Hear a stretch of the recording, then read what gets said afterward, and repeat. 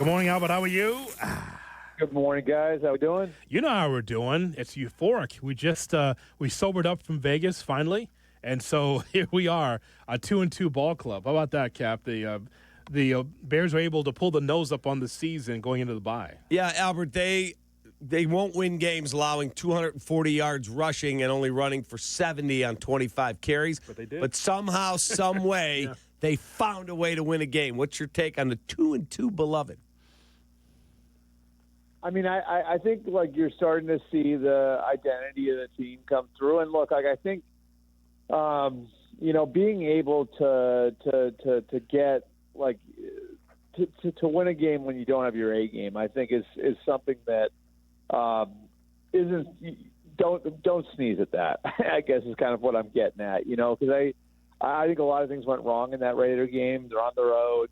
Like you said, like Ashton Genty is able to get loose in them a little bit, but they were able to kind of keep coming, and being able to pull out that sort of win on the road, I think, is a notch in the belt for a team with a first-year head coach with a lot of new pieces, and yeah, now you see where it goes from here. But I think there's a lot you can take from it for sure, and now you get the chance to regroup with what's a really, really early bye, right?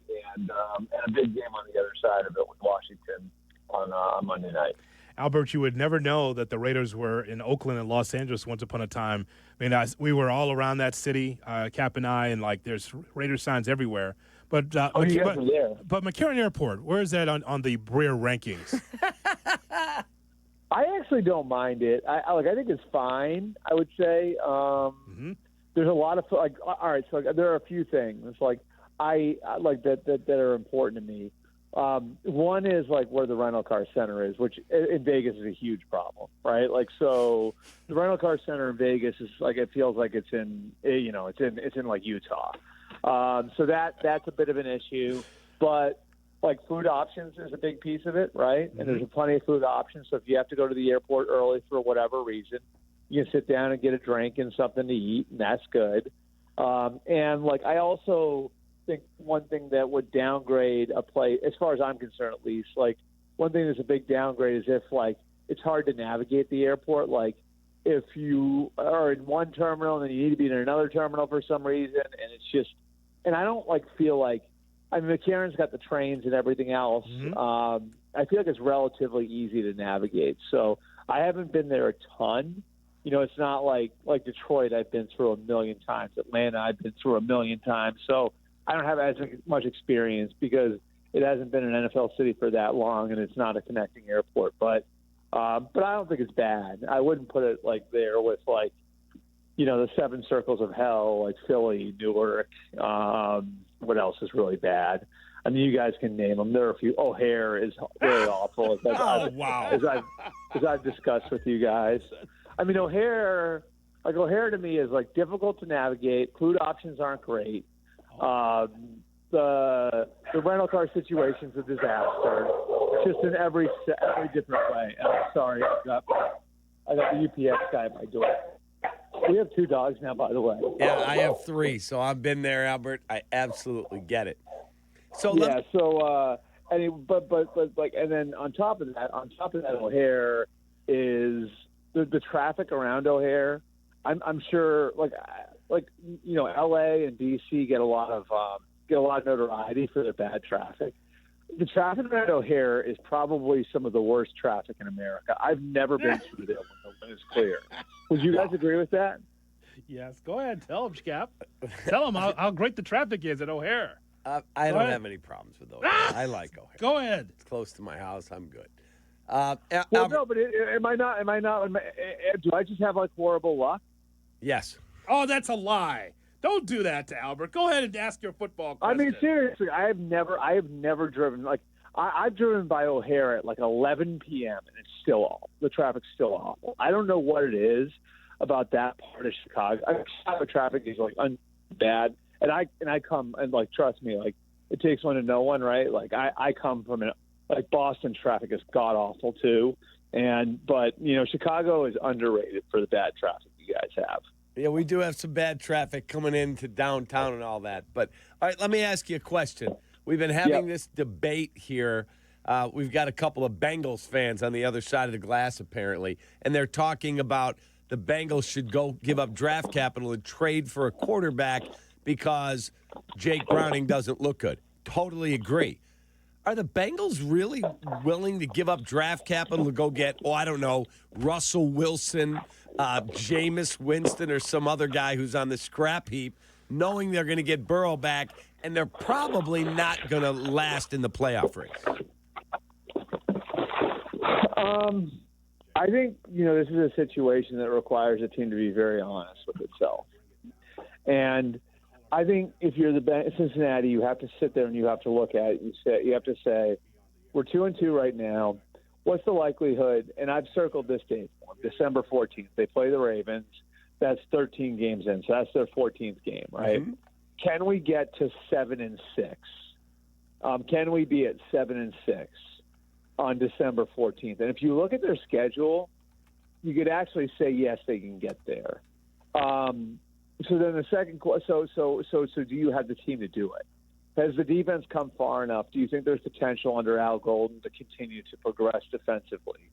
Do you think the offensive line is in a position where it can support a new quarterback coming in? Is there a quarterback out there that has enough background in a system that's like yours? And this is where I think Kirk Cousins comes in, because if you look at some of the overlaps, Zach Taylor is a Sean McVay guy. Sean McVay was Kirk Cousins' coordinator in Washington. So there are some pieces you put together there, and you could say, okay, like that makes sense. And I would do it if you think you can get to 7-6 by the middle of December. Here's why. I came up in the NFL, covering the NFL and the Brady-Manning rivalry, right? Mm-hmm. And with those two, it kind of felt like it would last forever for the Colts and the Patriots, right? What does that look like for those two franchises now? After seeing like what those two franchises were and how it was such a sure thing that they were in the playoffs every year, and how like it seemed like the chances they were going to have a championships were endless, and how those things came to an end, I just view it like when you have one of these guys, like every single opportunity you have with that guy in the playoffs, you have to maximize it, And so that's the thing that's pushing it in my head, where if I'm like the Bengals right now, it's like, can I get Joe Burrow into the playoffs, And if there's a way to do it, I do it. Now, like there's the other piece of this, which is the elephant on the couch, which is, are the Cincinnati Bengals willing to write the check to do it with Kirk Cousins? I'm talking about the actual money, right? Like, are they ready? Are they willing to do that piece of it? Like that to me is the elephant on the couch. But if you think you can get to 7-6, which would give you a chance to get in the AFC bracket, I think you have to exhaust every avenue. Albert, lastly, and we appreciate your time. It's funny. I've equated the Kansas City Chiefs to the Golden State Warriors. As long as Steph Curry still can put up shots, the Warriors will always have a chance. As long as Draymond Green's got intentional fouls and just playing physical, they always have a chance. And the same thing with the Chiefs. This headline is so true when you say if you thought that the Chiefs were dead, that's on you. That the Chiefs are not dead. They've struggled, and it was close last year. This year, looks like they've turned the corner. So, yeah, they're not dead until Patrick Mahomes hard to stop beating as a quarterback for this Kansas City Chiefs team. I mean, how many times do we have to see that? I don't know. I mean, look, we all have a really high standard for them, right? Like, and we all know what this looked like when it worked at the highest, when it's worked at the highest levels over the years. And does it look the same as that? No, I'm not going to say it does, but we've also, been there where they've had issues early in seasons and they've been able to work them out. And I mean, how short are people's memories? The 2 years after they traded Tyreek Hill, they won Super Bowls, right? Like, let me say that again. They traded away Tyreek Hill and won Super Bowls the next 2 years. And you're sitting here after 3 weeks telling me they can't do it this year. Like, based on what? I have a rookie left tackle. Xavier Worthy was out after week 1, and Rashee Rice is suspended the first 6 weeks of the season. I don't think it takes Andy Reid sitting down with you and explaining it to you that, when Worthy's back in the lineup, which he was this week, when Josh Simmons has his legs underneath him as a left tackle, when Rashee Rice, who they view as their number one receiver coming into the year, is back in the lineup, this is going to look completely different. And I think we're starting to see it now. Simmons is starting to get his footing. Worthy is back in the lineup, had over 100 yards from scrimmage. And now the next piece, like Rashee Rice is going to be back in a couple of weeks. The defense has been just fine. Like, I don't know. I mean, 7 straight AFC championship games, this idea that they were dead was so freaking stupid. And you know what, guys, too, is all the people that were declaring them dead, you can't find. You're not going to be able to find them in 3 weeks. Watch. Like, all those people, all those people that were saying it on every show and everything. So you won't be able to find those people in 3 weeks. Like, it's going to be like they never said anything. You will hear from one of them when he calls you next Tuesday to come on, Shay Norling. Make sure you light him up. That's exactly right. Albert, have a great day, man. We appreciate you. All right. Thanks, guys. See ya. There he is. Albert Breer on the Yingling Hotline. Yingling, the oldest brewery in America. The Kap and J Hood cut of the day is right around the corner. Also, Kap has a report from the police blotter from a former Bear. That's next on the Kap and J Hood Morning Show.